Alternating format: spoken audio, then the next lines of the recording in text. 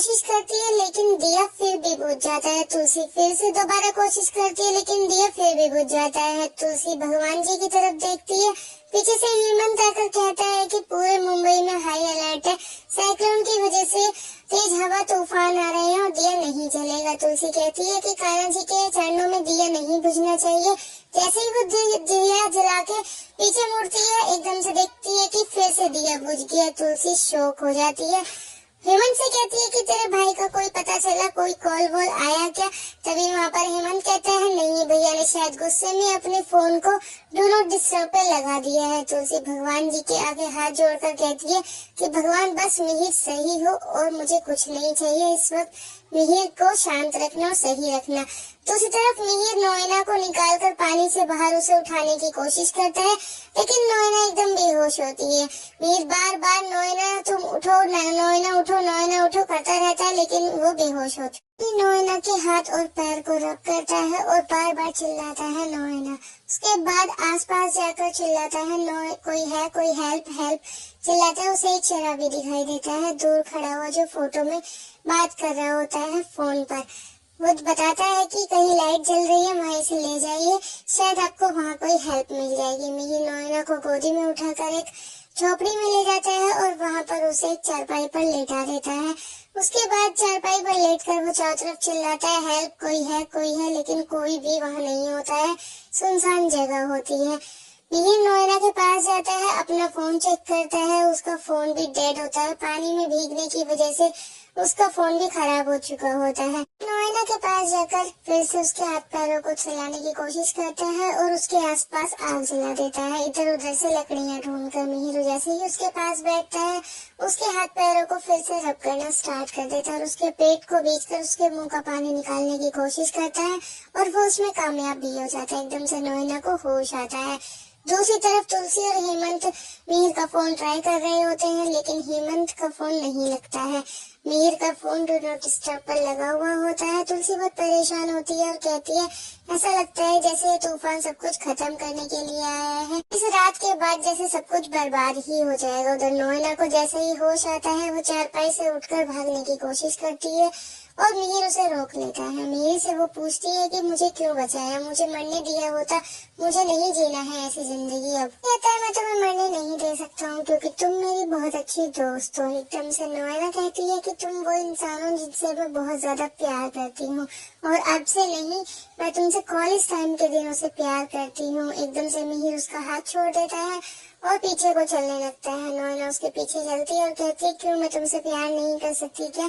मैं तुमसे तब से प्यार करती हूँ कॉलेज के टाइम से, ना मैं तुमसे कभी कह पाई और मिहिर ना ही तुम मुझे समझ पाई। अपनी फीलिंग्स बताए बिना मैं तुम्हारी जिंदगी से चली गई और परदेश चली गई। मैंने वहाँ जाकर शादी भी कर ली ताकि मैं तुमसे दूर जा सकूँ, तुम्हारी यादों से दूर जा सकूँ, लेकिन मैं वो भी नहीं कर पाई।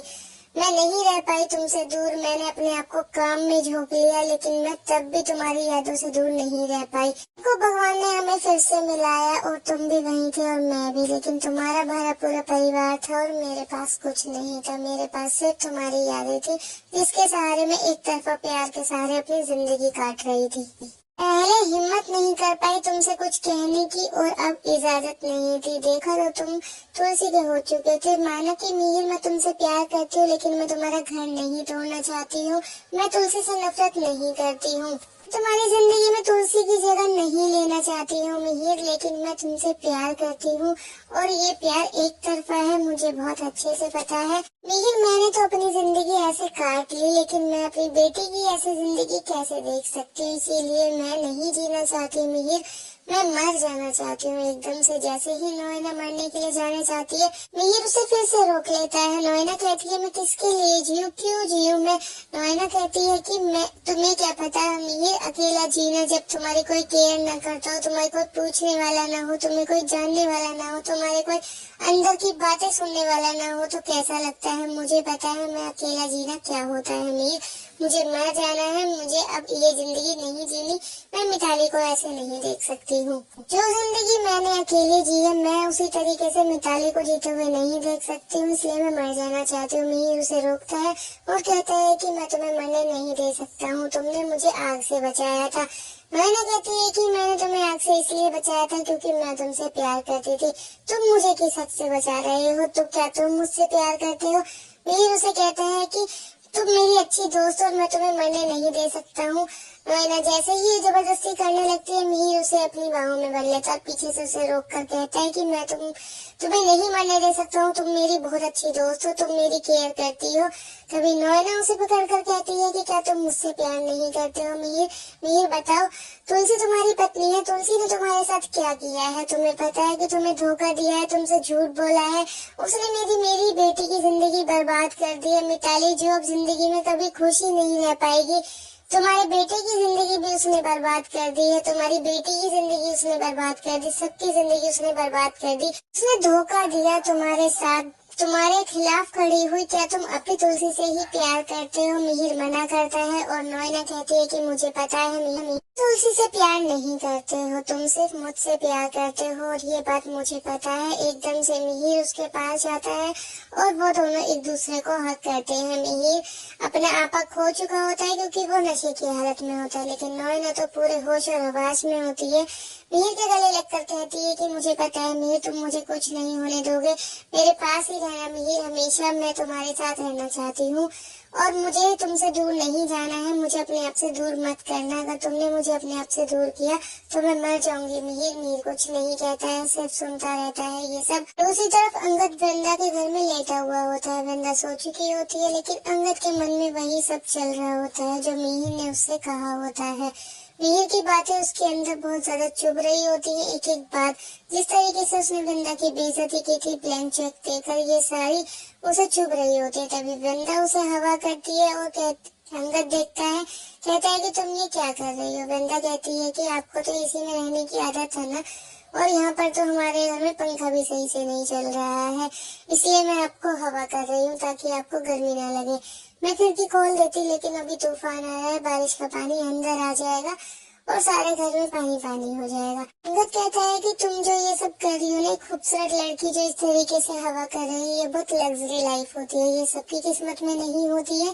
देखो मेरी किस्मत में है, मैं इसे बहुत बड़ा मानता हूँ। अंगद कहता है कि मैं तुम्हारी वजह से किसी परेशानी में नहीं है, इनफैक्ट मैं बहुत बड़ी परेशानी से बाहर निकल चुका हूँ, मैं तुम्हारे साथ अपनी जिंदगी जी रहा हूँ, तुम्हारे साथ शादी करने का फैसला मेरा बहुत अच्छा फैसला था। तभी वहाँ पर वृंदा कहती है कि अगर ये सब नहीं होता तो शायद आप अपनी जिंदगी बहुत अच्छे से जी रहे होते।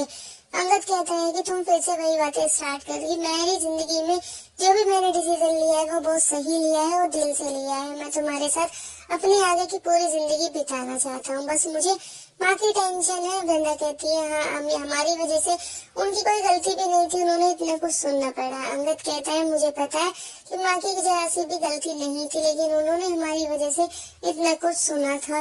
इस घर में कोई गर्मी नहीं लग रही है, ना ही मुझे कोई पछतावा हो रहा है तुमसे शादी करने का। मैं बस इसलिए परेशान था कि मैं माँ के बारे में सोच रहा था और इससे ज्यादा कुछ भी नहीं। दूसरी तरफ तुलसी मंदिर की सीढ़ियों पर सो रही होती है, वहीं पर उसे लगता है जैसे उसके पास मिहिर आया है। मिहिर आकर उससे माफी मांगता हुआ कहता है बस बहुत हो गया, मैं बहक गया था, मैं एकदम से तुम्हारी याद आ गई मुझे। ये बात बोलते ही तुलसी शौक होती है और कहती है कि तुम बहक गए थे मतलब? मिहिर तुलसी का हाथ पकड़कर कहता है मुझे माफ कर दो, तुम्हारी कोई गलती नहीं थी, मुझे पता है। तुलसी कहती है कि मेरी कोई गलती नहीं थी, वो अंगद में शादी कर लेगा, ये बात मुझे पता भी नहीं थी। कहता है कि मुझे पता है, तुम्हें कुछ कहने की जरूरत नहीं है, मैं उस टाइम बहुत ज्यादा गुस्से में था और मैंने तुम्हें क्या क्या बोल दिया, मुझे माफ कर दो। चलो घर चलो, हम अपने घर चलते हैं, वहाँ पर बैठकर सारी परेशानियों को सॉल्व करेंगे। जैसे ही तुलसी हाथ जोड़कर भगवान की तरफ हाथ जोड़ती है और मिहिर की तरफ देखती है कि वहाँ पर मिहिर होता ही नहीं है। हेमंत आकर कहता है चलो भाभी, गाड़ी का अरेंजमेंट हो गया है, तूफान भी थम गया।